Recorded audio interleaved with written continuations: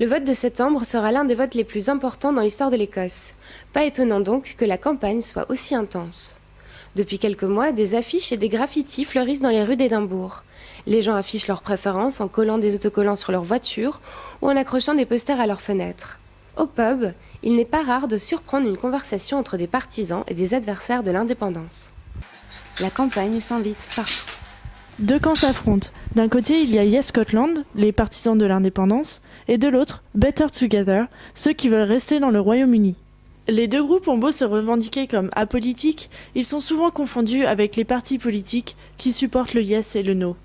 Pour Yes Scotland, c'est le SNP, le Parti national écossais, et les Scottish Greens, le Parti écologiste écossais. Pour Better Together, il s'agit du Parti travailliste, des libéraux-démocrates et du Parti conservateur. Deux visions de l'Écosse s'affrontent. Les partisans du Yes aiment à dire que leur message est celui de l'espoir, du futur et du changement, celui d'une Écosse plus juste et plus démocratique. This is a choice between hope and fear, essentially. I mean, that's the reality. The Yes campaign is offering an optimistic, positive vision for the future. The No campaign is trying to make people uncertain and frightened. So I think it does come down to these sort of very simple presentations. We've got absolute confidence in the people of Scotland. We believe that we can make a massive success of Yes. The No campaign is always trying to cast doubt about our capacities as a nation. We can't do things as well. Les arguments du Yes sont en effet souvent taxés d'irréalistes par leurs adversaires. Yes Scotland riposte en disant que ce n'est qu'une stratégie de campagne pour dissuader les gens de voter Yes. We don't know what a separate Scotland would be like. They won't tell us how much it would cost to set up an independent Scottish government, for example. But if we question these things and question what they're going to do about pensions, what they're going to do about being part of the European community, what they're going to do about defence spending and defence jobs, then they say we're scaremongering.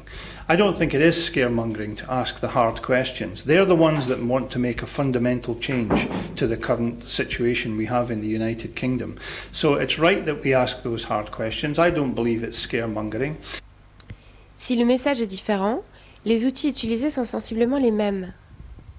Les médias sociaux occupent une belle place dans la campagne. Twitter et Facebook deviennent des outils pour convaincre et inciter à la mobilisation. Mais la meilleure manière de convaincre les gens, c'est d'aller directement leur parler. There are thousands of people involved in the Yes campaign. Some people are out 2-3 times a week, but there's lots of different things people can do. So they can be active online or they can be active in their communities.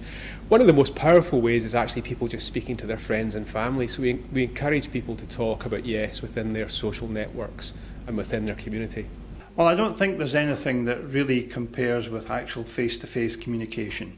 If people have got questions to ask, they're more comfortable doing it on their own doorstep. So feet on the ground are really what makes the difference. That's why we have organisers right across Scotland organising events.